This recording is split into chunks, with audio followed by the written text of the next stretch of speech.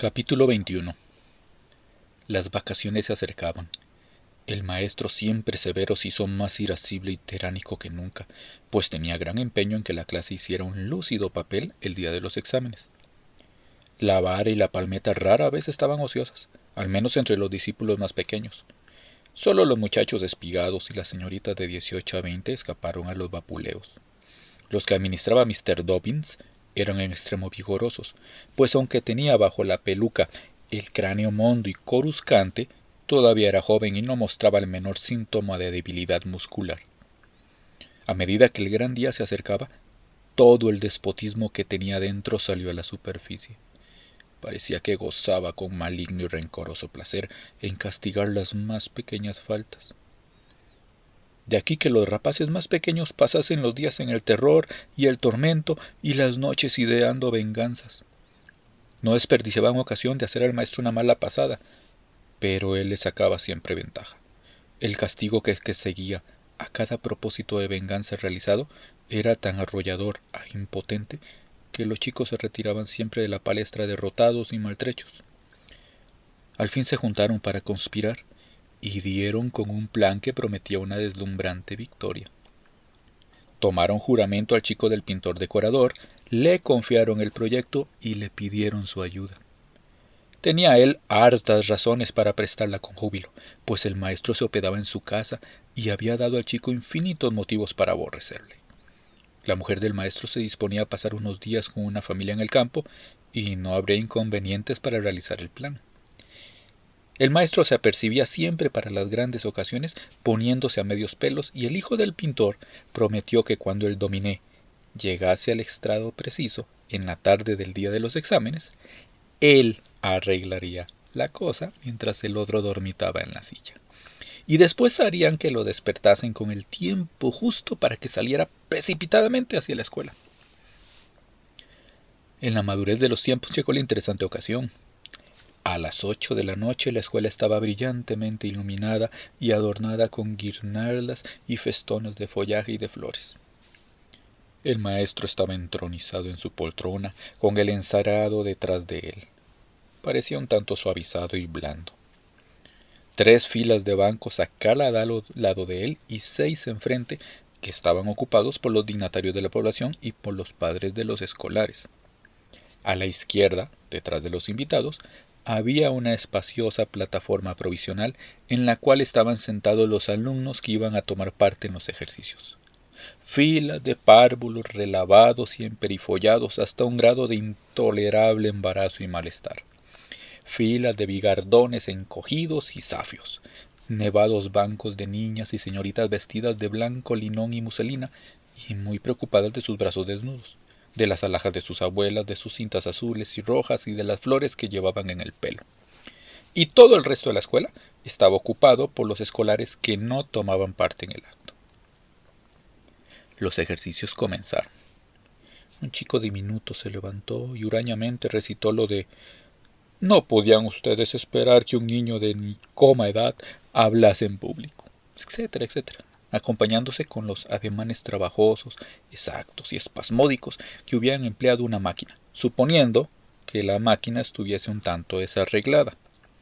Pero salió del trance sano y salvo, aunque atrozmente asustado, y se ganó un aplauso general cuando hizo su reverencia manufacturada y se retiró. Una niña ruborizada tartamudeó: «María tuvo un corderito». Hizo una reverencia que inspiraba compasión, recibió su recompensa de aplausos y se sentó enrojecida y contenta.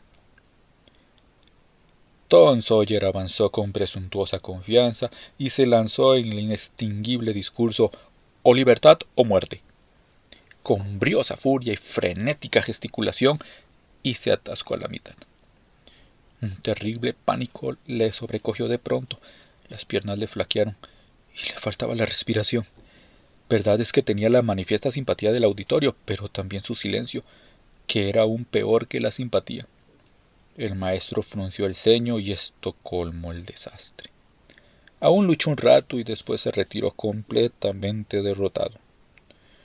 Surgió un débil aplauso, pero murió al nacer. Surgieron otras conocidas joyas del género declamatorio. Después hubo un concurso de ortografía, la reducida clase de latín recitó meritoriamente. El número más importante del programa vino después, composiciones originales, por las señoritas. Cada una de estas, a su vez, se adelantó hasta el borde del tablado, se despejó la garganta y leyó su trabajo, con premioso y aprensivo cuidado en cuanto a la expresión y puntuación. Los temas eran los mismos que habían sido dilucidados en ocasiones análogas, antes que por ellas, por sus madres, sus abuelas e indudablemente por toda su estirpe en la línea femenina más allá de las cruzadas. La amistad era uno, recuerdos del pasado, la religión en la historia, las ventajas de la instrucción, comparaciones entre las formas de gobierno, melancolía, amor filial, anhelo del corazón, etcétera, etcétera. Una característica que prevalecía en esas composiciones era una bien nutrida y mimada melancolía. Otra, el pródigo despilfarro del lenguaje escogido. Otra, una tendencia a traer arrastradas por las orejas frases y palabras de especial aprecio hasta dejarlas mustias y deshechas de cansancio. Y una conspicua peculiaridad que les ponía el sello y las echaba a perder. Era el inevitable, a insoportable sermón que agitaba la desmedrada cola al final de todas y cada una de ellas. No importa cuál fuera el asunto, se hacía un desesperado esfuerzo para buscarle las vueltas y presentarlo de modo que pudiera parecer edificante a las almas morales y devotas. La insinceridad que saltaba a los ojos de tales sermones no fue suficiente para desterrar esa moda de las escuelas, y no lo es todavía. Y quizá no lo sea mientras el mundo se tenga en pie. No hay ni una sola escuela en nuestro país en que las señoritas no se crean obligadas a rematar sus composiciones con un sermón. Y se puede observar que el sermón de la muchacha más casquivana y menos religiosa de la escuela es siempre el más largo y el más inexorablemente pío. Pero basta de esto, porque las verdades acerca de nosotros mismos dejan siempre el mal sabor de boca. Y volvamos a los exámenes. La primera composición leída fue una que tenía por título ¿Es eso, pues, la vida? Quizá el lector pueda soportar un trozo. En la senda de la vida, con qué ardientes ilusiones de la fantasía juvenil saborea de antemano los goces de las fiestas y mundanos placeres. La ardorosa imaginación se afana en pintar cuadros de color de rosa, con los ojos de la fantasía. Frívola esclava de la moda se ve a sí misma en medio de la uzbrante concurrencia, siendo el centro de todas las miradas. Ve su figura gracil, envuelta en níveas vestiduras, girando entre las parejas del baile, ávidas de placeres. Su paso es el más ligero, su faz la más hermosa. El tiempo transcurre veloz en tan deliciosas fantasías y llega la ansiada hora de penetrar en el olímpico mundo de sus ardientes ensueños. Todo aparece como un cuento de hadas ante sus hechizados ojos y cada nueva escena le parece más bella. Pero en breve plazo descubre que bajo esa seductora apariencia todo es vanidad. La adulación que antes encantaba su mente, ahora hiere sus oídos. El salón de baile ha perdido su pérfido encanto y enferma y con el corazón destrozado, huye convencida de que los placeres terrenales no pueden satisfacer los anhelos del alma. Y así seguía y seguía por el mismo camino. De cuando en cuando, durante la lectura, se alzaba un rumor de aprobación acompañado de cuchilleos como ¡qué encanto! ¡Qué elocuente! ¡Qué verdad dice! Y cuando al fin terminó con un sermón singularmente aflictivo, los aplausos fueron entusiastas. Después se levantó una muchacha enjuta y melancólica, con la interesante palidez nacida de las píldoras y malas digestiones, y leyó un poema. Con 2 estrofas bastará. Una doncella de Missouri se despide de Alabama. Adiós, bella Alabama, qué amor mi pecho siente. Hoy que por breve plazo te voy a abandonar. Qué tristes pensamientos se agolpan en mi frente y qué recuerdos hacen mi llanto desbordar.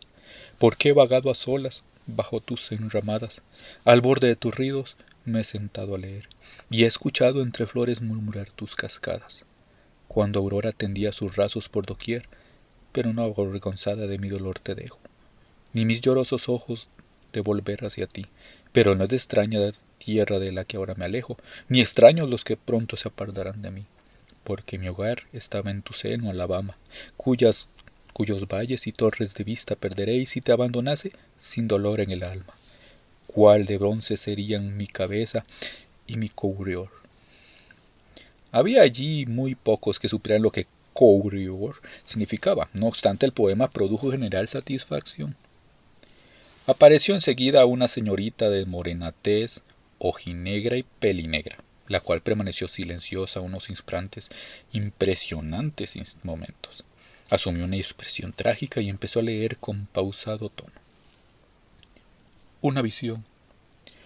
Lóbrega y tempestuosa era la noche. En el alto trono del firmamento no fulgía una sola estrella, pero el sordo retumbar del trueno vibraba constantemente en los oídos, mientras los cárdenos relámpagos hendían la neblinosa concavidad del cielo y parecían burlarse del poder ejercido sobre su terrible potencia por el ilustre Franklin. Hasta los bramadores vientos, abandonando sus místicas moradas, se lanzaron rugiendo por doquiera, como para aumentar con su ayuda el horror de la escena. En aquellos momentos de tinieblas, de espanto, mi espíritu suspiraba por hallar conmiseración en los humanos, pero en vez de ella, mi amiga del alma, mi mentor, mi ayuda y mi guía, mi consuelo en las penas y en mis gozos, mi doble alegría, vino a mi lado. Movíase como uno de esos fúlgidos seres imaginados en los floridos senderos de un fantástico Edén por las almas románticas y juveniles. Tan leve era su paso que no producía ningún ruido, y a no ser por el mágico escalofrío que producía su contacto se hubiera deslizado, como otras esquivas y rescatadas bellezas, ni advertida ni buscada. Una extraña tristeza se extendió sobre sus facciones, como heladas lágrimas en las vestiduras de diciembre, cuando me señaló los batalladores elementos a lo lejos y me invitó a que contemplase los dos seres que aparecían. Esta pesadilla ocupaba unas 10 páginas manuscritas y acababa con un sermón tan destructivo que toda esperanza, para los que no pertenecieran a la secta presbiteriana, que se llevó el primer premio. Esta composición fue considerada como el más meritorio trabajo de los leídos en la velada. El alcalde, al entregar el premio a la autora, hizo un caluroso discurso en el cual dijo que aquello era lo más elocuente que jamás había oído y que el propio Daniel Webster hubiera estado orgulloso de que fuera suyo. Después el maestro, ablandado ya casi hasta la campechanería, puso a un lado la butaca, volvió la espalda al auditorio y empezó a hacer un mapa de América, en el encerado, para los ejercicios de la clase de geografía. Pero aún tenía la mano insegura e hizo de aquello un lamentable berenjenal. Y un rumor de apagadas risas corrió por todo el público. Se dio cuenta de lo que pasaba y se puso a enmendarlo. Pasó la esponja por algunas líneas y las trazó de nuevo, pero le salieron aún más absurdas y dislocadas, y las risas fueron en aumento.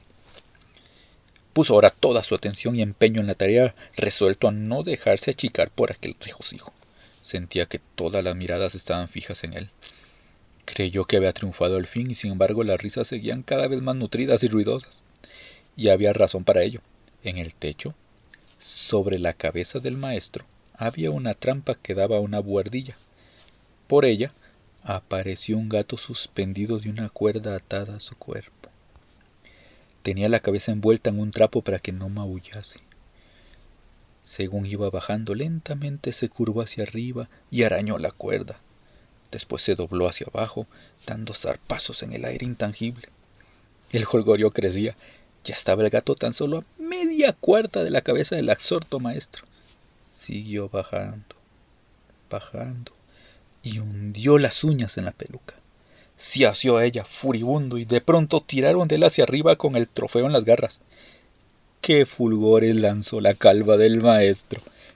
Como que el hijo del pintor se la había adorado. Con aquello acabó la reunión. Los chicos estaban vengados. Habían empezado las vacaciones.